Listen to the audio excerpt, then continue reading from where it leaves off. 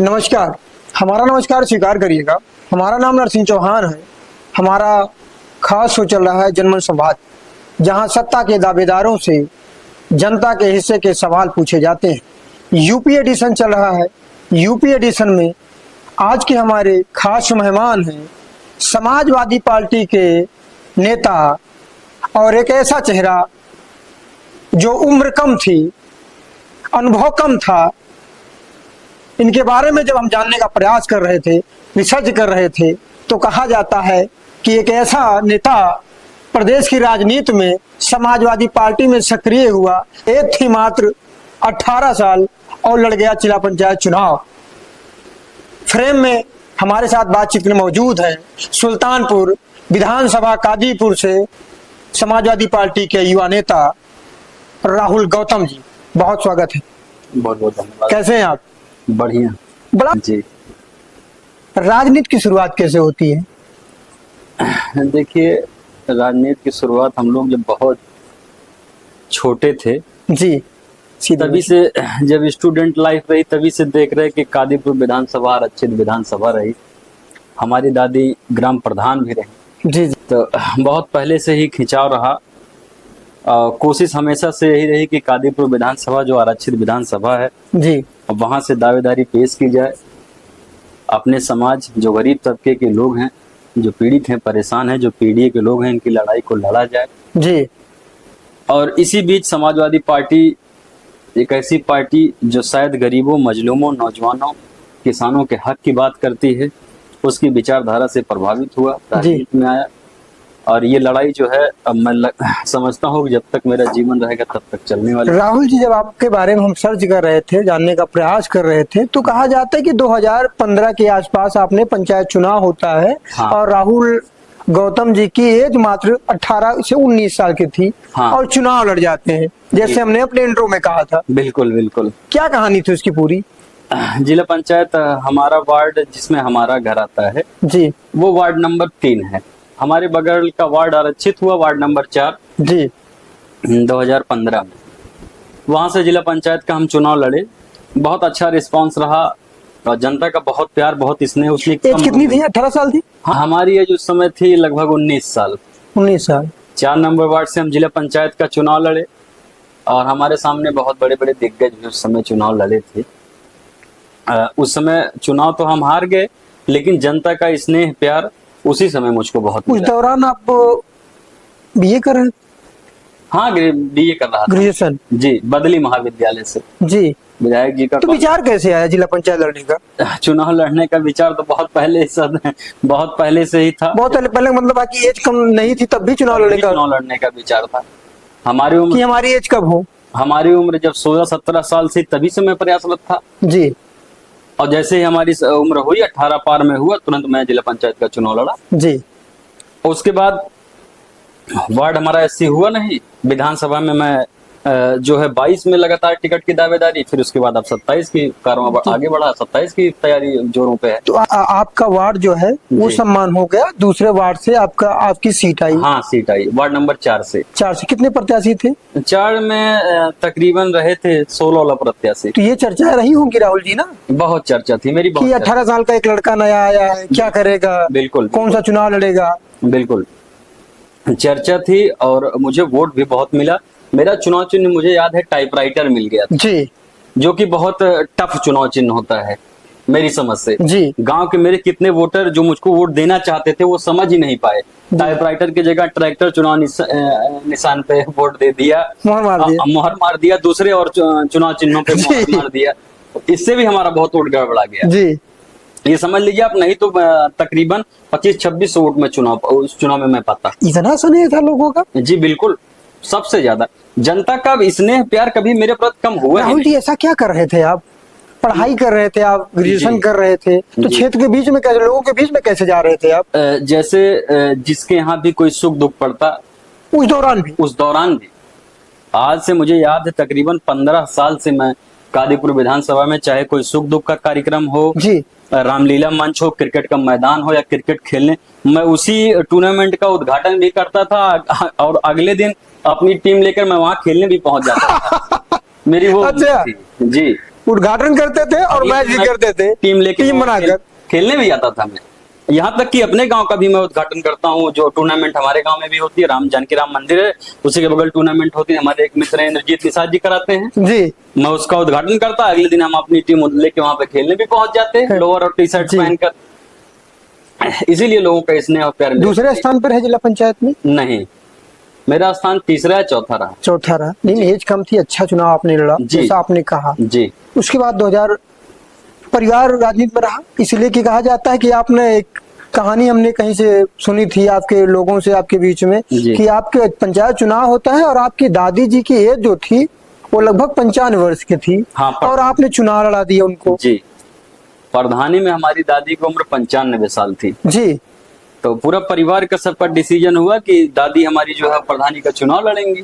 तो आपकी ना एज नहीं हुई थी? नहीं, हमारी एज उस समय नहीं थी 18 साल। जी। हमारी दादी प्रधान का चुनाव लड़ रही थी, मेरी उम्र नहीं थी। मेरी उम्र होती भी तो मैं नहीं लड़ पाता, क्योंकि महिला सीट हो गई थी। जी महिला सीट हो गई तो अपनी दादी को हम लोगों ने चुनाव लड़ाने के बारे में पूरे परिवार का डिसीजन हुआ कि दादी हमारी चुनाव लड़ेंगी। अब चूंकि दादी की हमारी उम्र तकरीबन 95 साल थी, जी 94-95, कोई लिखित प्रमाण तो है नहीं, लेकिन वो बहुत ज्यादा कहा जाता है सर। हाँ, जी बहुत ज्यादा बुजुर्ग हो गई थी। चुनाव लड़ाया, चुनाव जीत गई दादी हमारी, बहुत भारी मत से चुनाव जीती। जी और पूरा 5 साल उन्होंने प्रधानी की। प्रधानी समाप्त होने के कुछ ही दिनों उपरांत उनका देवा आज दुनिया में अच्छा, नहीं है। चुनाव भी जीती? चुनाव जीत गई और 5 साल पूरी प्रधानी की भी वो, पज्जू पहाड़पुर ग्राम सभा की प्रधानी। बल्कि पन्नों की बात करें तो जी पहली आपकी दादी ऐसी शख्स होंगी जी। जो 95 वर्ष की आयु हाँ, में हाँ, हाँ। प्रधान बनी। हाँ हाँ बिल्कुल।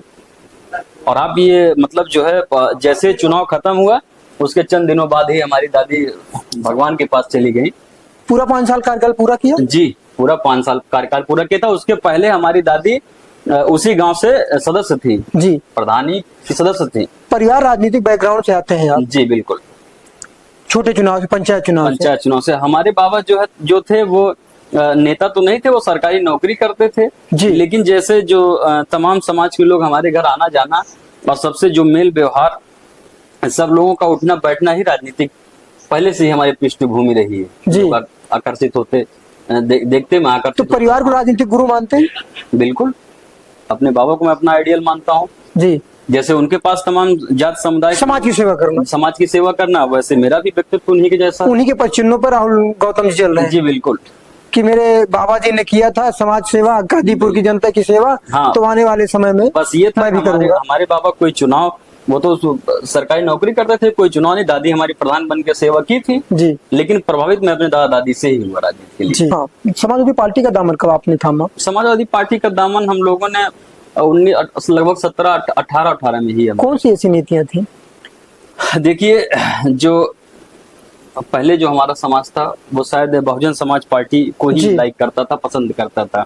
पूर्व मुख्यमंत्री मायावती जी। आदरणीय बहन जी। जी, आदरणीय बहन जी, सभी समाज के लोग उनका सम्मान करते हैं, बहुत बड़ी नेता बहुजनों की बड़ी नेता है। हाँ सब जी। तो जो है उसके बाद हम लोगों ने देखा कि आज या इसके पहले ही 17 के चुनाव से ही दलित, पिछड़े या भारत में जो भी उपेक्षित लोग हैं, जो दबे कुचले हैं, जी जो नौजवान हैं, जो किसान हैं, जी इनकी लड़ाई, जो पीडीए की लड़ाई, जो कभी मान्यवर साहब लड़ते थे, मनोहर कांशीराम साहब। मान्यवर कांशीराम साहब, उस लड़ाई को मैंने देखा कि अगर कोई सड़क से लेकर सदन तक लड़ने का काम कर रहा है तो केवल माननीय अखिलेश यादव जी। जी वो चाहे यहाँ का दलित रहने वाला हो, चाहे बैकवर्ड रहने वाला हो, समाजवादी पार्टी बराबरी का दर्जा देती है, सबका सम्मान करती है। और अगर कोई सुख दुख पड़ जाए तो उनका प्रतिनिधिमंडल घर भी आता है। समाजवादी पार्टी के संस्थापक स्वर्गीय मुलायम सिंह यादव जी से प्रभावित थे कि नेताजी से प्रभावित मैं इसलिए था कि जैसे नेताजी के अंदर ये खासियत थी जी कि कोई भी परिस्थिति रहती थी वो जोड़ गांठ करने में माहिर थे और तुरंत अपनी सरकार बना लेते थे। जी आज माननीय अखिलेश यादव जी हम लोगों को नहीं कहना चाहिए, जी इनकी जगह नेताजी होते तो कब का सरकार बना लिए होते। तो इसमें डिफीट खा जाते हैं क्या अखिलेश जी? नहीं नहीं, ऐसा नहीं है। ये वो उस दौर के नेता थे, आदरणीय अखिलेश यादव जी इस दौर के नेता हैं। लेकिन नेताजी आप जरा सोच के देखिए, ऐसा कोई, जैसे एक गुलदस्ता होता है जिसमें आप एक कलर का फूल लगा दीजिए, जी और एक गुलदस्ता होता है जिसमें आप हर कलर का फूल लगा दीजिए। जी नेताजी सभी जात, सभी समुदाय, सभी धर्म, सभी संप्रदाय के लोगों को अपने साथ लेकर चलते थे, बैठा लेते थे साथ। बैठा लेते थे, सामंजस्य जो है बैठा लेते थे। किसी न किसी तरीके से गठजोड़ करने में वो माहिर थे। मेरी समझ से, मैं जी, जो समझता हूँ राजनीति को, कि वो सबसे ज्यादा इस पूरे भारत देश में अगर सबसे ज्यादा कोई माहिर था इस मामले में तो आदरणीय मुलायम सिंह यादव जी, स्वर्गीय मुलायम सिंह यादव जी। जी, यही प्रभावित किया राहुल गौतम जी को। हाँ, नेताजी की नीतियां, माननीय अखिलेश यादव जी के जो विचार, मैं समझता हूँ कि उनसे ज्यादा संवेदनशील जी और उनसे ज्यादा अच्छा नेता, कई मुलाकातें हमारे राष्ट्रीय अध्यक्ष जी के साथ हुई। उनका जो व्यक्तित्व है, जो यहाँ के लोगों के बारे में, जो एक आम जनमानस है, जो गरीब तबके हैं, जो महिलाएं हैं, बड़े हैं, बुजुर्ग हैं, किसान हैं, नौजवान हैं, उनके प्रति जो उनकी सोच है, मैं समझता हूँ ऐसे किसी नेता की सोच हो ही नहीं सकती। ये आप समझिए, हमारे राष्ट्रीय अध्यक्ष जी एक छोटी कड़ी से लेकर बड़ी इकाई तक सब लोगों का ध्यान रखते हैं, सबके बारे में विचार करते हैं, सबके बारे में सोचते हैं। कुछ लोग कहते हैं ना कि राहुल गौतम जी अखिलेश यादव जी के सिद्धांतों पर चल रहे हैं, कि चुनाव भी इनकी दादी चुनाव जीती थी और चर्चित चेहरे थे कादीपुर में। जी, मौका अच्छा है समाजवादी पार्टी करीब जाने में और कादीपुर से विधायक बनने का, इसीलिए समाजवादी पार्टी का दामन थामा था आपने। ऐसा नहीं है। समाजवादी पार्टी में किसी के कहने से नहीं, आदरणीय रघुवीर यादव जी अभी वर्तमान समय में जिलाध्यक्ष, सुल्तानपुर जिलाध्यक्ष हैं। ये 17-18 में भी जिलाध्यक्ष थे जी। इनकी एक दुकान है यही रघुवीर एजेंसीज करके, जी मंडी के बिल्कुल जस्ट सामने, सुल्तानपुर शहर। जी जी।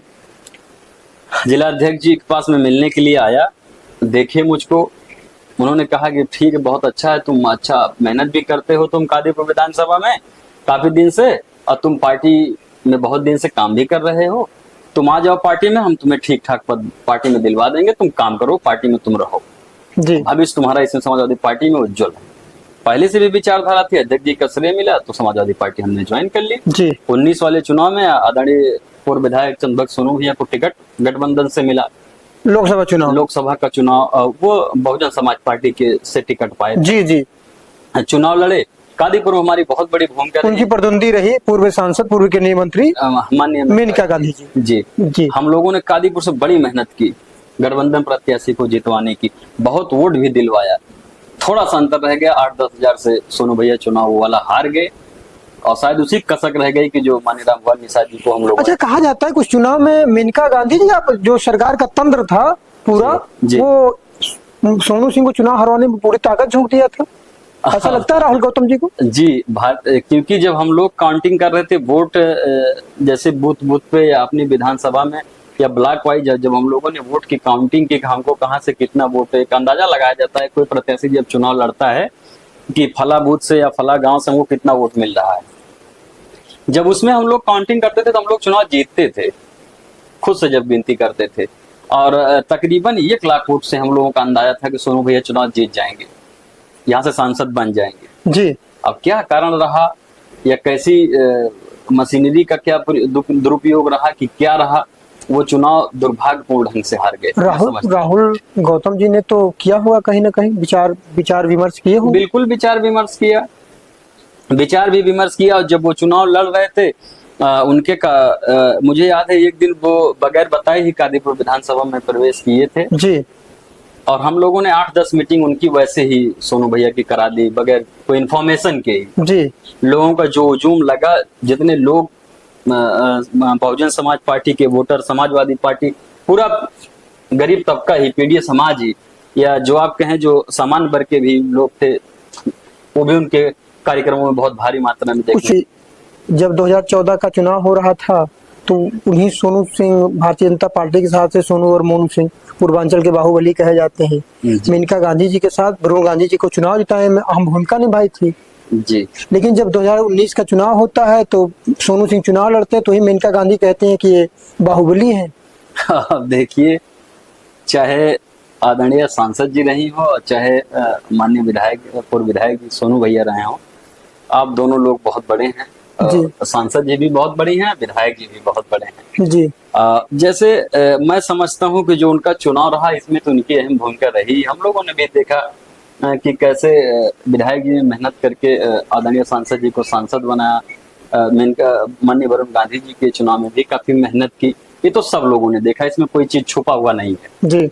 ये भी सब लोग जानते हैं कि जिधर भी वो चले जाते हैं, चाहे ये अब 2024 के लोकसभा का आप चुनाव देखे होंगे, हम लोग तो उनके घर गए माननीय सांसद रामभुआल निषाद जी को लेकर। जी जी उनका मायंग उनके पैतृक आवास जहां उनका घर जी है, जी आदरणीय विधायक जी का, वहां चारों तरफ हम लोगों ने देखा, पूरा चारों तरफ पूरा ऊपर से लेके नीचे तक बहुत हाँ, मीडिया में कई खबरें चली। जी। खबरें चली, बहुत ढेर सारे लोग उनके घर बैठे भी थे। जी और ये सांसद जी ने उस समय तो नहीं सांसद हुए थे, लेकिन अपने भाषण में उन्होंने कहा कि किसी व्यक्तिगत सांसद विधायक या व्यक्ति के घर पे पहली बार मैंने इतनी भीड़ देखी।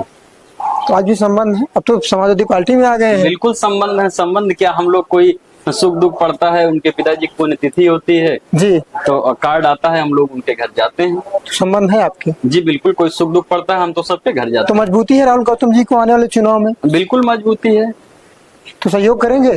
काहे नहीं सहयोग, हमारी पार्टी के हैं, वो जिसको टिकट मिल जाएगा उसी का सहयोग करेंगे। 2022 का विधानसभा चुनाव होता है और राहुल गौतम जी सक्रिय होते हैं कादीपुर विधानसभा में। जी और पूर्व विधायक है भगोली राम जी, जी वो बसपा छोड़कर सपा में ज्वाइन होते हैं। हाँ हाँ और राहुल गौतम जी की उम्मीदें तो थी कि हमें टिकट मिलेगा, मैं चुनाव लड़ूंगा। जी। पूरे माहौल पे, पूरे सिस्टम पे पानी फिर जाता है, भगोली राम जी टिकट पाते हैं। क्या थी कहानी पूरी?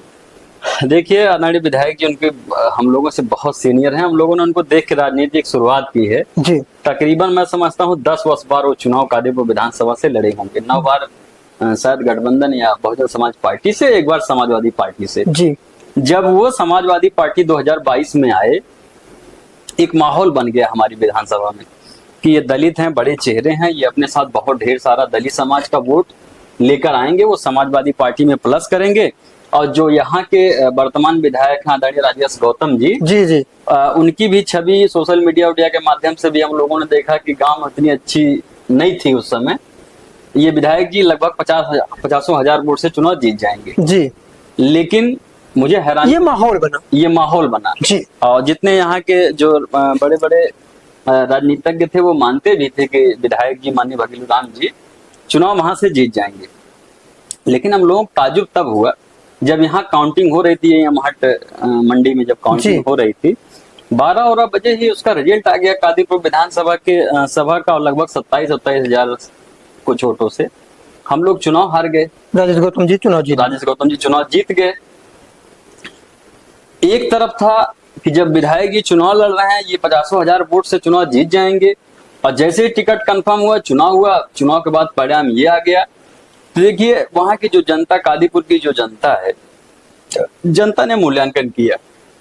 उन्होंने माननीय विधायक राजेश गौतम जी की भी कार्यकाल कामों का मूल्यांकन किया, विधायक भगीलू राम जी के भी कामों का मूल्यांकन किया। कहीं ना कहीं से उनको कुछ ना कुछ मामला 19-20 का लगा, तभी वो 50 हजार लोग जो रातों रात कन्वर्ट हो गए, या जो हफ्ते 10 दिन में बदल के चले गए, चाहे बीएसपी को वोट कर दिए, चाहे जो है भारतीय जनता पार्टी को वोट कर दिए, वो केवल विधायक जी के टिकट के नाते शायद कर दिए होंगे। कहीं ये मलाल हुआ होगा कि राहुल गौतम जी को शायद पूर्व विधायक भगोली राम को टिकट न मिला होता, हमें मिला होता, तो इसका परिणाम कुछ और होता? जी बिल्कुल, अगर इसका मुझे जरा सा भी मलाल हुआ होता या पार्टी से कोई शिकायत रही होती तो हम समाजवादी पार्टी छोड़ दिए होते। जी, जैसे हमारे साथ बहुत से टिकटार्थी आए थे, टिकट कट गया, झंडा उठा के रख दिए, जी, उतार दिए झंडा समाजवादी पार्टी का। लेकिन मैं 2022 या उसके पहले जब से मैं समाजवादी पार्टी में हूँ, मैं एक तनहा व्यक्ति को मैं पूछना चाहता हूँ, कोई बता दे कभी हमारी गाड़ी से समाजवादी पार्टी का झंडा नीचे उतरा हो? विधायक जी को टिकट मिला, कभी हम लोगों से कहा ही नहीं विधायक जी ने। हम लोगों ने फोन करके उनको बधाई भी दी, मुझे याद है जब उनको टिकट मिला। कई बार विधायक रह चुके थे ना, तो राहुल गौतम जी की क्या छवि थी, क्या अस्तित्व था उनके सामने? वो तो ठीक है, लेकिन मैं समझता हूं आज मेरे सामने भी कई प्रतिद्वंदी हैं, आदरणीय विधायक जी भी हैं, उसके साथ और भी तमाम समाजवादी पार्टी के लोग जो है टिकट मांग रहे हैं। इसका मतलब ये नहीं कि राहुल गौतम को टिकट मिल गया तो सब लोग बेकार हैं, या किसी और को टिकट मिल गया तो और सब लोग बेकार हैं। ये समाजवादी पार्टी है, पार्टी बहुत बड़ी होती है, पार्टी माई होती है। ऐसा मैं समझता हूँ कि पार्टी माँ होता है, माई होती है। पार्टी के साथ गद्दारी करना, दगाबाजी करना, ये बहुत ही गलत, बहुत ही निंदनीय कृत्य है। कोई भी पार्टी हो, आप किसी भी पार्टी के मेंबर हो। तो कादीपुर का बहुजन का नेता कौन होगा? राजेश गौतम जी होंगे, भगोली राम जी, या राहुल गौतम जी? कौन होगा बहुजनों का नेता? देखिए बहुजनों का नेता कौन होगा ये तो वक्त बताएगा। लेकिन मैं आपको इतना बता रहा हूं कि जी। अगर समाजवादी पार्टी मेरे ऊपर मोहर लगाती है तो आप जहां भी होंगे, पेपर मीडिया के माध्यम से अगर आप यहाँ मौजूद होंगे सुल्तानपुर में तो ठीक है, नहीं पेपर और मीडिया के माध्यम से आप देखेंगे कि सुल्तानपुर में अगर सबसे बड़ी जीत कोई दर्ज होगी तो कादीपुर विधानसभा की जीत दर्ज टिकट होगी। पाने के लिए तमाम लोग ऐसे कहते हैं, राहुल गौतम जी, है ना, कि मैं राष्ट्रीय अध्यक्ष जी यादव जी से निवेदन कर रहा हूँ कि मैं इतने आज वोटों से चुनाव जीत के दूंगा। जी जी, मैं फिर कह रहा हूं कि मैं राष्ट्रीय अध्यक्ष जी से तो मैंने कई बार निवेदन किया, करता भी हूं या करूंगा भी। मेरे बारे में राष्ट्रीय अध्यक्ष जी ईमानदारी का सर्वे करा लें, मुझे किसी के पैर भी टिकट नहीं चाहिए जी। और ना ही मेरा कोई राजनीति में कोई गॉडफादर है कि कोई मुझको ले जाएगा मेरा टिकट कंफर्म करा देगा।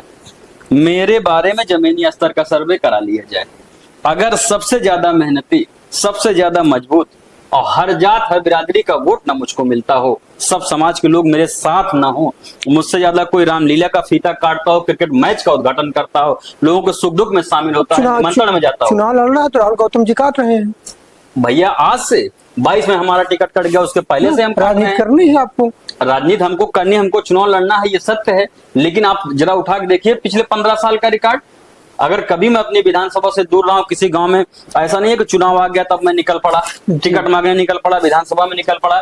हमारा टिकट 2027 में भी कट जाएगा, कोई बात नहीं।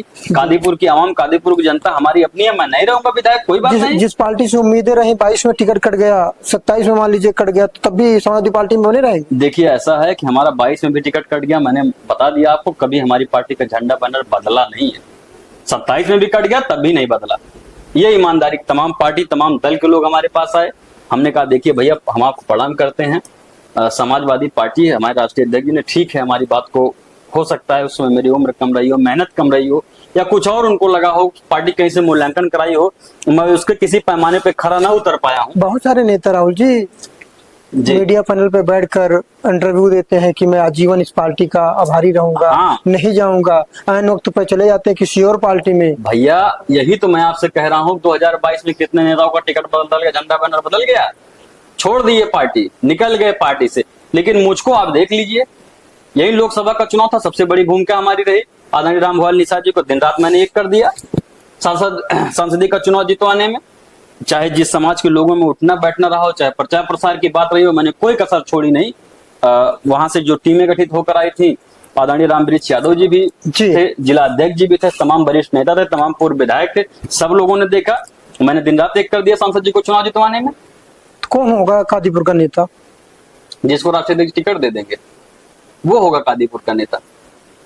अगर उनकी बातों में सच्चाई है, या वो जो कहते हैं हमारे नेता कभी झूठ नहीं बोलते कि मैं सर्वे के अनुसार टिकट दूंगा, जो मेहनत किया होगा, जो जिताऊ कैंडिडेट होगा मैं उसको चुनाव लड़ाऊंगा, तो जाहिर सी बात है कि मुझसे ज्यादा मेहनत कोई किया हो तो उसको चुनाव लड़ा दें। युवाओं पे भरोसा करेंगे? युवाओं पे भी, बुजुर्गों पे भी, दोनों तरफ जा रहे हैं, दोनों तरफ। हाँ हाँ बिल्कुल मेरा। अच्छा आप देखिए, आप पिछले 10 साल का रिकॉर्ड, आप कादीपुर से, आप तो मीडिया वाले हैं, आप तो गाँव जाते होंगे, रिकॉर्ड उठा के आप देख लीजिए, कोई ऐसा मंच नहीं हमारी विधानसभा में जिसके उद्घाटन, जिसके कार्यक्रम में मैं ना शामिल होता हूँ, वो चाहे किसी जात, किसी समुदाय, किसी बिरादरी के लोग कराते हैं। आप ये सर्वे करके पता लगा लिए, पूरी विधानसभा की मैं बात कर रहा हूँ। इसलिए जो आपकी विधानसभा वो सुरक्षित सीट है जी, तो सर्व समाज का साथ है? बिल्कुल सर्व समाज का साथ है भैया। अगर सर्व समाज का साथ ना होता तो सबसे ज्यादा रामलीला का मैं उद्घाटन करता है। राहुल जी मैं ये जानना चाहता हूँ, क्या समाजवादी पार्टी के पार्टी कार्यालय में या विधानसभाओं में टारगेट किया जाता है कि पीडीए का जो फार्मूला अखिलेश यादव जी ने बनाया है सिर्फ वो दलित बैकवर्ड के लिए बनाया गया? कि आप लोग बोलिए एक तबका, बार बार हमारे नेता कहते हैं, एक तबका बोलेगा, एक तबका संभालेगा। नहीं नहीं नहीं, बार बार हमारे नेता ये कहते हैं, बार बार हमारे नेता ये कहते हैं, पीडीए कौन है? पीडीए जो पीड़ित है, जो दुखी है, वो पीडीए है। पीडीए में ऐसा नहीं है कि आप पिछड़े दलित अल्पसंख्यक ही आ गए, पीडीए में समान वर्ग के लोग भी हैं जो परेशान हैं, जो इस सरकार से प्रताड़ित हैं, जो उत्पीड़ना झेल रहे हैं, वो भी पीडीए में शामिल हैं। आप देखे होंगे, आप कैसे हमारे नेता कह सकते हैं कि किसी जाति, किसी धर्म के संप्रदाय के विरोधी हैं? देखिए अभी आदरणीय माता प्रसाद पांडे जी जो ब्राह्मण समुदाय से आते हैं, उनको विपक्ष दल का नेता बना दिया, नेता प्रतिपक्ष बना दिया। ये समाजवादी पार्टी सभी जात, सभी धर्म के लोगों का सम्मान करती है, सबको बराबरी का दर्जा भी देने का काम करती है। ये भी आप, आज हमारी पार्टी में ऐसा कोई जात बिरादरी का नेता नहीं है जिसको हमारी पार्टी बराबरी का दर्जा न देती है। ये आप जान लीजिए। जी। मौजूदा गाजीपुर के विधायक है राजेश गौतम जी। जी विकास विकास हो रहा है कि नहीं, इसलिए कि आप क्षेत्र में टहल रहे हैं जी और देख रहे होंगे, इसलिए कि समाजवादी पार्टी से प्रबल दावेदार भी हैं। जी। तो बड़ा हमने उनका इंटरव्यू किया था, उन्होंने कहा कि बड़ा विकास हुआ जो कई वर्षों में नहीं हुआ, वो गाजीपुर में हमको हुआ है। हाँ हाँ बिल्कुल, आदरणीय विधायक जी सही कह रहे हैं, जो कई वर्षों में नहीं हुआ वो हमारी कादीपुर विधानसभा में हुआ। आप तो पेपर मीडिया वाले हैं, मैं आपसे झूठ बोलूंगा नहीं, और मैं झूठ बोलूंगा भी तो आप उस चीज को पकड़ लेंगे। अभी हमारे एक बहुत ही समाजवादी पार्टी के वरिष्ठ नेता थे महेंद्र मौर्य जी, मरुई किशुनदासपुर अखंड नगर ब्लॉक का एक गांव है, अलीपुर से रास्ता उस पर जाता है मरुई किशुनदासपुर का। उनकी गोली मार कर निर्मम हत्या कर दी गई। उसके पहले एक और धर्मराज मौर्य की गोली मारकर हत्या कर दी गई। उसके पहले एक राजभर की हत्या कर दी गई। उसके पहले वहीं एक दलित लड़के की हत्या कर दी गई, एक ही जगह एक ही प्लेस जी। और इतना बड़ा कांड था, आप लोग तो गए भी होंगे वहां। 4 हत्याएं हो गई, कातिल का पता नहीं कि कौन कर रहा है, कैसे हो रहा, कातिल का पता नहीं। निर्दोष लोग, गांव के लोग, कितने लोग निर्दोष लोग सताए गए, परेशान किए गए, पुलिस द्वारा उत्पीड़न हुआ जी। मुझे याद है आदरणीय सांसद जी, मेनका गांधी जी सांसद थी, बस अड्डे का उद्घाटन करने आई थी और बस अड्डे का उद्घाटन कर रही थी। सांसद जी बस अड्डे का उद्घाटन करने आई थी, उन्हीं के पीछे बाग में एक ब्राह्मण लड़के की कुल्हाड़ी से काटकर हत्या कर दी गई। मुझे याद है पलिया देवापुर में एक ब्राह्मण लड़का साहब जन सुविधा केंद्र पे बैठा था, उस बेचारे की गोली मार के निर्मम हत्या कर दी गई। कादीपुर विधानसभा जब से भारतीय जनता पार्टी की सरकार बनी है, आदरणीय विधायक राजेश गौतम जी जब से वहां पे विधायक बने हैं, तब से वो अपराध का गढ़ बन चुकी है।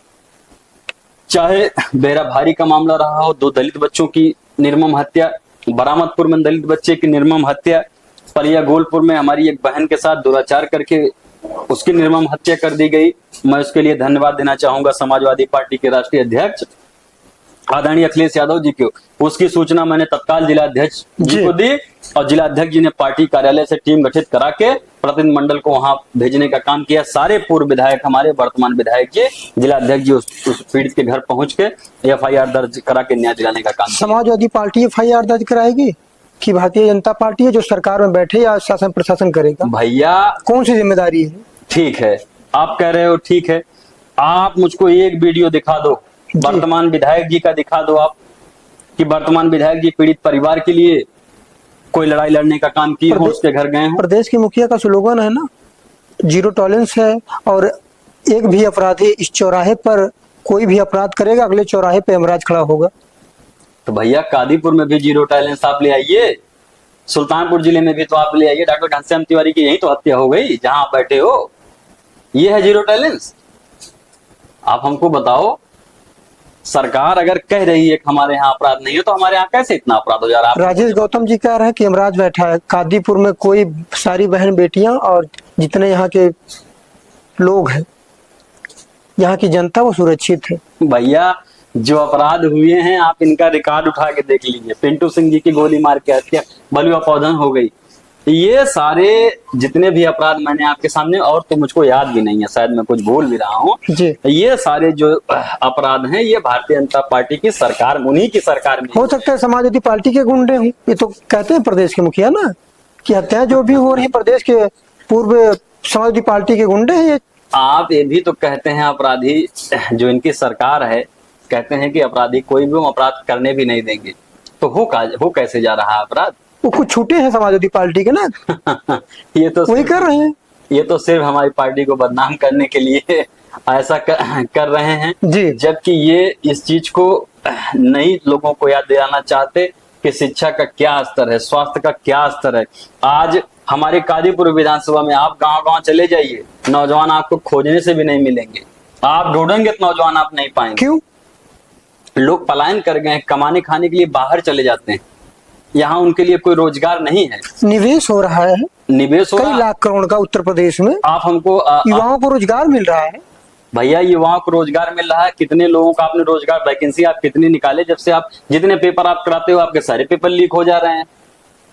और नहीं लीक हो रहे हैं तो आप हमको बताइए। जी। लोग पढ़ते पढ़ते इलाहाबाद कितने लोग तैयारी करने के लिए गए, उनकी उम्र निकल गई, उम्र बीत जा रही है, आप नौकरी दे ही नहीं पा रहे हो, बेरोजगारी आप दूर ही नहीं कर पा रहे हो। ये सरकार जब सत्ते में आई थी, मुझे अच्छी तरीके से याद है, आदरणीय प्रधानमंत्री जी का पोस्टर लगा था, केशव प्रसाद मौर्य जी का पोस्टर लगा था, जगह जगह स्लोगन लिखने का काम किया था, अब की बार नौजवानों की सरकार, अब की बार किसानों की सरकार, अब की बार महिलाओं की सरकार।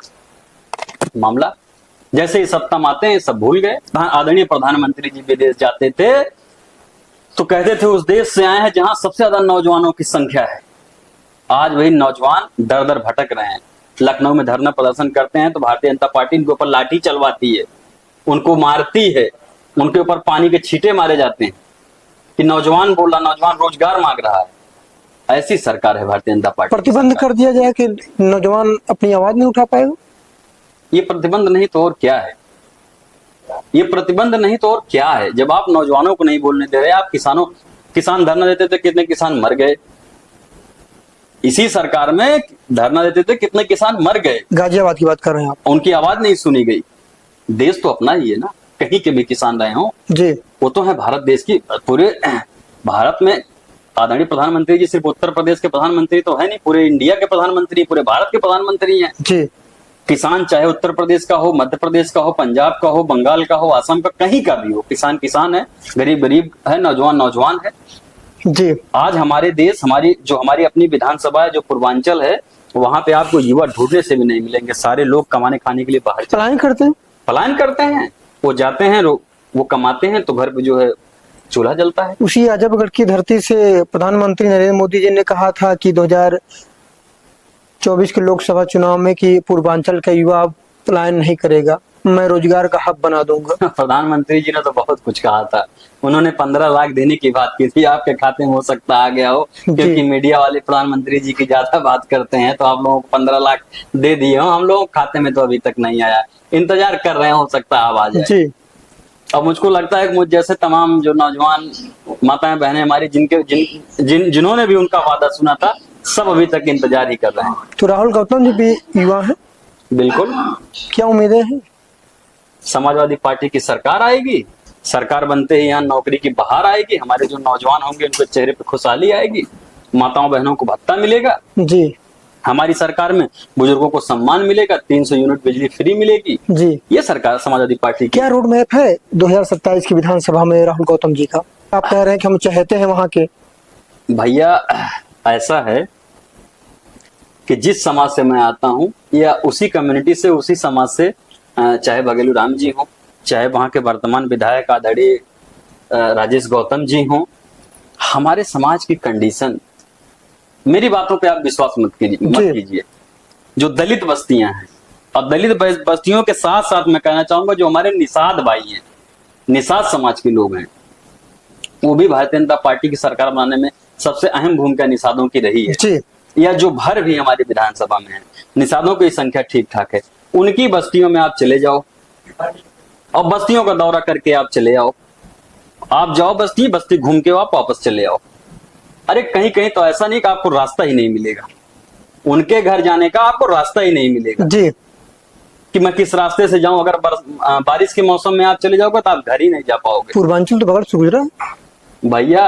पूर्वांचल हमारे गांव की बस्तियों में, गांव की बस्तियों की जो बिल्कुल गरीब तबके के लोग हैं, मैं उनकी बात कर रहा हूँ, जिस कम्युनिटी से हम और विधायक इसलिए हम कह रहे हैं कि पूर्वांचल गुजरा है, तो कह रहे हैं तो जो विकास की रफ्तार है जी, इस रोड से जाने से जी सुल्तानपुर जनपद से हर गांव की गति बढ़ेगी। अच्छा, पूर्वांचल यहीं से गुजरा है, हमारे पीछे से ही सुल्तानपुर से भी गुजरा है। क्या आप यहाँ से उड़ के आप पूर्वांचल पे पहुंच जाओगे? अपनी बस्ती से निकलने के लिए आपको रास्ता चाहिए कि नहीं चाहिए? आप हमको बताओ जी। आप अपनी बस्ती से निकलोगे, आपको रास्ता चाहिए, नाली चाहिए, खड़ंजा चाहिए। कितने जगह अभी ये कोरम पूरा ही नहीं हुआ है। अच्छा, दूसरी बात यह है कि जिसमें दलित लड़की, मैं पलिया गोलपुर की बात कर रहा, उसी के घर रास्ता नहीं है जी। पूरा प्रतिनिधि मंडल हमारा, जिसकी हत्या हुई थी, पूरा प्रतिनिधि मंडल हमारा मेड़ के माध्यम से, खेत के माध्यम से उसके घर पहुंचा था। अभी इसी समय की मैं बात बता रहा हूं, नहीं तो जो लोग गए हैं उनसे आप, क्योंकि अत्याचार हो रहा है बेटियों के ऊपर, सबसे ज्यादा अत्याचार। अरे मत भूलिए आप, यहाँ की देश की पहलवान बेटियां इसी सरकार के खिलाफ दिल्ली में कई दिनों तक धरना प्रदर्शन पे बैठी रही, कोई सुनवाई नहीं होने वाली, जी कोई सुनवाई हुई नहीं। ये आप जानिए, ये भारतीय जनता पार्टी की सरकार, ये इनकी मंशा है। आपको मौका मिल गया 2027 में, मान लीजिए भारतीय समाजवादी पार्टी ने मौका दे दिया, तो क्या करेंगे जो आज तमाम चीजें आप बता रहे हैं? देखिए ऐसा है कि जैसे ही मुझे मौका मिलेगा, या मैं विधायक बनूंगा या समाजवादी पार्टी की सरकार बनेगी, हमारी सरकार बनेगी जब, तो मैंने आपको बताया कि 300 यूनिट बिजली फ्री, शिक्षा, स्वास्थ्य। ये तो आपकी सरकार का स्लोगन है। राहुल गौतम जी से पूछ रहे हैं। राहुल गौतम जी, जो मेरा अपना खुद का समाज है, जो बैकवर्ड क्लास में गरीब तबके के लोग हैं, जो निषाद वर्ग के हमारे जो भाई हैं, जो बहुत ही दयनीय स्थिति में जी रहे हैं कादीपुर विधानसभा में, इनका जो नाली खरंजा का मामला है, सबसे पहले मैं इसको सड़क से लेकर सदन तक उठाने का काम करूंगा और अपने नेता से आग्रह भी करूंगा कि वहां जो शिक्षा का, जो प्राइमरी का जो शिक्षा, जो स्कूलें बंद की जा रही हैं, इनमें भी शिक्षक बढ़ाए जाएं, स्कूल की व्यवस्था ठीक की जाए। और एक चीज और आपने नोट किया होगा कि ये भारतीय जनता पार्टी की सरकार एक तरफ तो स्कूलों को बंद करा रही है, हमारे बच्चों को शिक्षा से रोक रही है, वहीं दूसरे तरफ हमारे नौजवानों के हाथों में ये देसी शराब भी देने का काम कर रही है। गांव गांव शराब के ठेके खोले जा रहे हैं। कंपोजिट ठेके, कंपोजिट ठेके, जी, शराब के ठेके, देसी ठेके या अंग्रेजी ठेके जो भी होते हो, मैं उसके बारे में उतना नहीं जानता, लेकिन मैं इतना जानता हूँ कि ठेका की संख्या हमारी विधानसभा में अब बहुत बढ़ गई। क्यों कर रही सरकार ऐसा? सरकार हमारे लोगों को शराब पिलाना चाह रही है, वो उनके हाथों से कमजोर करना चाहती है। वो चाहती है कि वो नशे में रहें ताकि वो सही चीज को, सही प्रश्न ही ना कर पाए, शिक्षा रोजगार से वो दूर हो जाए, उनसे मतलब ही ना रह जाए, संविधान से दूर रखा जाए इनको जानकारी ना हो। जब भैया पढ़ेंगे लिखेंगे नहीं, संविधान से दूर हो ही जाएंगे जी। जब वो पढ़ेंगे लिखेंगे ही नहीं। अच्छा, इसी के साथ कोई ये नहीं है कि हमारे तबके ही या गरीब तबके के लोग, तमाम जात समुदाय के लोग, जो पहले मैं तो देखता था अपने गांव में 3-4 दिन में पैदल टहल के, कई गांव में चहकारी बोलते हैं, कोई जब किसी घर खत्म हो जाता है तो लोग जैसे रहते हैं उसी कंडीशन में चले जाते हैं, अगल बगल का जब मामला रहता है। मैं तो देखा हूं कि सुबह ही शराब के ठेके पर लाइन लग जा रही है। हमारी बाजार है नरवारी, पूर्वांचल में तादाद ज्यादा है। अब पूर्वांचल की मैं पूरी तो नहीं बात कर सकता, लेकिन मैं इतना जान रहा हूं कि जहां हमारी विधानसभा में अगर पहले 50 ठेके या 20 ठेके या 10 ठेके थे, तो आज 50 ठेके हो गए हैं। इतना मार्जिन बढ़ा है शराब। तो क्या करेंगे आने वाले समय में? आपका रोड मैप होगा या आपकी सरकार क्या होगा जो ठेके खुले हैं? पहली बात, जब हमारी सरकार आएगी, समाजवादी पार्टी की सरकार आएगी, शिक्षा का स्तर बढ़ेगा, लोग वैसे ही जागरूक हो जाएंगे। और दूसरी बात, जो ये सरकार शराब के ठेके खुलवा कर लोगों को शराब पीने पे मजबूर कर रही है या उनको बरगलाने बहकाने या शिक्षा स्वास्थ्य से वो दूर हो जाए करने का काम कर रही है, हमारी सरकार आएगी तो हम ये भी आग्रह करेंगे कि शराब के ठेकों को सीमित किया जाए। इसके लिए भी हम अपने राष्ट्रीय अध्यक्ष जी के पास आह्वान करेंगे कि इसको ये भी काम किया जाए, शराब के ठेकों को सीमित किया जाए। वहाँ हमने कादीपुर विधायक जी का, आपके विधायक जी का इंटरव्यू किया था, तो उन्होंने कहा कि बड़ा विकास हमने किया है। विकास की बात करें तो भारतीय जनता पार्टी के कार्यकाल में जो भी काम हुए, आदरणीय सांसद माननीय मेनका गांधी जी यहाँ की सांसद थी, तो हमारी विधानसभा में पॉलिटेक्निक कॉलेज, नवोदय विद्यालय, इन सब चीजों का निर्माण हुआ, होना भी चाहिए। पहले नेता है कि भारतीय जनता पार्टी के कार्य गिना रहे हैं भैया, जो हमारे विधानसभा में आपने पूछा कि कार्य क्या है या क्या कार्य होने चाहिए, आप स्कूल बनवाओगे, अस्पताल बनवाओगे या बड़े पैमाने पे आप कोई चीज, कोई योजना परियोजना लाओगे जिससे सभी जात सभी धर्म के लोगों को लाभ मिलेगा, तो इसकी गिनती हर कोई कराएगा। जो विकास हुआ है, जो उनके कार्यकाल में काम हुआ है, मुझको गिनाने से कोई परहेज नहीं है जी। उनके कार्यकाल में नवोदय विद्यालय, पॉलिटेक्निक विद्यालय पाकड़पुर में और बड़ौरा खाजापुर में बना, ये मेनका गांधी जी ने करवाया। हाँ, जब उनका कार्यकाल में, उनका कार्यकाल था तो उनके कार्यकाल में ये काम हुए हमारी विधानसभा में, जिससे जाहिर सी बात है कि हमारी विधानसभा के कुछ बच्चे नौजवान पढ़ के आगे आएंगे, नए रोजगार अवसर की तलाश में पढ़ाई लिखाई करके आगे बढ़ जाएंगे उन्हीं स्कूलों के माध्यम से। और जैसे ही मेरी सरकार, हम तो कह रहे हैं मैं विधायक बनूंगा, मेरी सरकार आएगी, प्राइमरी पाठशाला से लेकर जो भी सरकारी योजनाएं हैं स्कूल की जो चल रही हैं, उस पर सबसे पहले जोर दिया जाएगा, उसको बढ़ाने पर सबसे पहले जोर दिया जाएगा कि शिक्षा का स्तर हमारे काहे इतना गिर रहा है, काहे इतना नीचे जा रहा है, नौजवान अगर यही भारतीय जनता पार्टी की सरकार कुछ दिनों तक और रह गई तो आप विश्वास मानिए लोगों का पढ़ाई से मन रूठ जाएगा, टूट जाएगा। जी। क्योंकि माताएं अपना मंगलसूत्र तक गिरवी रख के अपने बच्चों को शिक्षा के लिए इलाहाबाद, प्रतापगढ़, इलाहाबाद, लखनऊ जैसे शहरों में, दिल्ली जैसे शहरों में भेजने का काम कर रही है, पढ़ाई का काम कर इसलिए रही कि राहुल गौतम जी लॉ किए हैं, राजनीति के छात्र रहे हैं, इन जी। चीजों को भली भांति जाने होगा, देखा होगा आपने। है। बिल्कुल, अगर कोई चीज बदलाव ला सकती है वो शिक्षा है। अगर कोई चीज समाज में बदलाव ला सकती है तो केवल और केवल शिक्षा है। बगैर शिक्षित किए समाज को आप बदलाव लाना मेरे समझ से तो संभव ही नहीं है। जी। जब आप शिक्षा ही नहीं लाओगे मेरे भाई, शिक्षा को आप मजबूत ही नहीं करोगे, रोजगार नहीं दोगे, तो लोग कैसे विकास कर पाएंगे? जो निचले पायदान के लोग हैं वो कैसे आगे आ पाएंगे? आप हमको बताओ। जो लोग पिछड़ गए, जो लोग पीछे हैं, जो अमीर गरीब की खाई है, उसको आप कैसे पाट पाओगे? वो खाई जो डॉक्टर राम मनोहर लोहिया, बाबा साहब बी आर अम्बेडकर, मान्यवर कांसीराम आवाज के डेट में माननीय अखिलेश यादव जी भरना चाहते हैं, वो तो शिक्षा के माध्यम से ही संभव है। जी। किसी के साथ अपराध हो जा रहा है, हमारे नेता 100 नंबर, आप जब उनकी सरकार थी पुलिस की, उन्होंने व्यवस्था की थी, पुलिस तुरंत पहुंच जाती थी। आज वो पुलिस पहुंचती है, इस पार्टी से भी पैसा, उस पार्टी से भी पैसा वसूल लेती है, दोनों पार्टी से 100 रुपए, 200 रुपए मांग ले रहे हैं। लोग ऐसा बताते हैं। हम लोग तो गांव में ही रहते हैं कि भैया 200 रुपए 500 रुपए हमसे ले गए, 200 रुपए 500 रुपए हमसे लेके चले गए। इस 100 नंबर जब लाई थी, जी। जो पहले गांव गांव अपराध होते थे, जो लोग, मैं किसी जात के समुदाय का नाम नहीं लेना चाहता, कुछ दबंग किस्म के लोग थे, किसी को मार पीट देते थे, लोग जान नहीं पाते थे। समाजवादी पार्टी ने इस बीच बचाव के लिए कि ताकि गांव समाज में समानता कायम रहे, 100 नंबर का तत्काल व्यवस्था की। शासन व्यवस्था पहुंच जाए। हाँ, तत्काल उसकी सूचना पुलिस आ जाए, जी। जिससे कोई अपराध बढ़ने न पाए, कोई बड़ी घटना होने न पाए, इसके लिए निर्माण किया। आज वही पुलिस तो बिजनेस कर दी है। आज वही पुलिस तो बता रहे हैं 200 रुपए 500 रुपए 100 रुपए खोज रही है। गरीब तबकों में जैसे कोई बवाल होता है, छोटी सी बात होती है, 100 नंबर आ रहा है, आपसे पैसा ले लिया, हमसे पैसा ले लिया, लेके चले गए। राहुल जी, राजेश गौतम जी विधायक हैं कादीपुर के, अभी आपका बिजठुआ महावीरन धाम बड़ा चर्चित है, जी वहाँ पे कॉरिडोर बन रहा है। हमने राजेश गौतम जी से सवाल भी किया था जी कि आप 2017 से लगातार विधायक हैं, जी, क्या ऐसी देरी रही कि मजबूरी रही कि आज बन रहा है जब चुनाव आ रहा है? तो क्या कारण रहा? राहुल गौतम जी कैसे देख रहे हैं इसको? पहले बन आपका जाना। सवाल कुछ ऐसा है कि अगर 2017 से मैं विधायक होता तो क्या होता, जी। या उसके प्रति बिजठुआ महावीरन हमारे यहाँ एक बहुत बड़ा धार्मिक और पवित्र स्थल है। जी। इसके कॉरिडोर का निर्माण तो मेरे समझ से माननीय विधायक जी को 17 से विधायक 18 में कर देना चाहिए, 19 में कर देना चाहिए था। ये अब तक अछूता क्यों रह गया है? जी। आज आप मुझको कलम दे दीजिए, कल आप देखिए मैं मुझे बिजठुआ महावीरन के लिए क्या करता हूँ, वहां के रोड रास्तों के लिए मैं क्या करता हूँ। भैया, भारतीय जनता पार्टी की सरकार कब से कब 10 साल उनका कार्यकाल पूरा होने वाला है। जी। अब बिजठुआ महावीरन की याद आई। क्या ऐसी कमियां रह गई राहुल जी?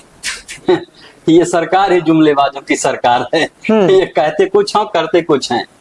जब ये सरकार, मुझे याद है 17 के पहले, 14 के पहले जब ये सरकार आ रही थी, जी, इनके बड़े बड़े स्लोगन लगे थे। मैंने आपको बताया, किसानों की सरकार, नौजवानों की सरकार, महिलाओं की सरकार, विदेश से काला धन वापस आ जाएगा, एक एक आदमी को 15 लाख यूं ही मिल जाएगा। सब टोटली केवल और केवल जुमलेबाजी, जी, केवल और केवल जुमलेबाजी। डॉलर की स्थिति क्या है, देश की स्थिति क्या है, नौजवानों की स्थिति क्या है, ये किसी से छिपा नहीं। आने वाले समय में आपने देखा होगा, कोरोना काल में यही हमारे पूर्वांचल के लोग, यही कादीपुर विधानसभा के लोग, सुल्तानपुर जिले के लोग, कितने लोग महाराष्ट्र से पैदल चल के चले आए, पैदल चल के आए हैं, चेन्नई से पैदल चल के वो तो आए पूरा देश, पूरे देश ने देखा। हमारी माताओं, संकट था देश में, हमारी माताओं बहनों का प्रसव रोड पे हो गया, हमारी माताओं बहनों का प्रसव रोड पे हो गया। ऐसा कोई शमशान नहीं, गांव से लेकर चाहे धोपाप घाट हुआ, चाहे सीताकुंड हुआ, जहां लोगों की लाइन ऐसे लगी, लाइन लग गई थी लोगों की, जी, पूरे पूरे दिन सिर्फ लाशें ही जल रही थी। ये सब हुआ भारतीय जनता पार्टी की सरकार में। तो देश के हालात मेरी समझ से कुछ ठीक नहीं है, और यहाँ की जनता अब भारतीय जनता पार्टी के जुमलेबाजी, उनके बहकावे, उनके बरगलाने में आने वाली नहीं है। 2027 में आप देखना, कैंडिडेट कोई हो, हमारे नेता, हमारे मुखिया किसी के ऊपर मोहर लगाते हैं, राहुल गौतम के ऊपर मोहर लगाते हैं, अन्य किसी के ऊपर मोहर लगाते हैं, समाजवादी पार्टी की साइकिल का बटन दबा के। अखिलेश यादव जी कहते हैं कि हम युवा हैं, तो क्या राहुल गौतम जी को उम्मीद है कि 2027 में कादीपुर विधानसभा से हमारे ऊपर भरोसा जताएगी युवा है, और अखिलेश यादव जी एक युवा का दर्द समझते हैं। बिल्कुल। अगर राहुल गौतम जी के ऊपर दावा भरोसा जताती है पार्टी, जी। तो क्या वहां का सर्व समाज, इसलिए कि आप दलित समाज से आते हैं, जी, जिस दिन बहुजन से आते हैं, जी इसलिए सुरक्षित सीट भी है, तो क्या जी। वहां का ब्राह्मण, क्षत्रिय, तमाम वर्ग, तमाम समाज के जी, लोग आपके साथ रहेंगे? जिस दिन समाजवादी पार्टी हमारे ऊपर मोहर लगा देगी, जी हम वहां से कैंडिडेट हो जाएंगे, तो आप देखना इस जिले में अगर सबसे बड़ी कहीं ऐतिहासिक जीत होगी तो कादीपुर विधानसभा की होने वाली। वहां आप जो गिनती करवा रहे हैं, चाहे ब्राह्मण समाज के लोग हों, क्षत्रिय समाज के लोग हों, वैश्य समाज के लोग हों, या तमाम जो जाति बिरादरी के लोग हों, किसी भी संप्रदाय, समुदाय या धर्म जाति को मानने वाले लोग हों, सब मेरे साथ हैं, सब समाजवादी पार्टी के साथ हैं। जैसे ही राहुल गौतम वहां से कैंडिडेट होगा, ऐतिहासिक जीत दर्ज होगी, और देखिएगा आप जीत का कितना बड़ा अंतर होता है, आप ये चीज देखिएगा। चलिए, समय देने के लिए बहुत बहुत धन्यवाद राहुल जी। आपका बहुत बहुत धन्यवाद। ये थे समाजवादी पार्टी के युवा नेता, विधानसभा कादीपुर से 2027 के प्रबल दावेदार राहुल गौतम जी। इनके विचार कैसे लगे, बातें कैसी लगी, कमेंट सेक्शन में जरूर लिखिएगा। नरसिंह चौहान, जनमन संवाद, सुल्तानपुर।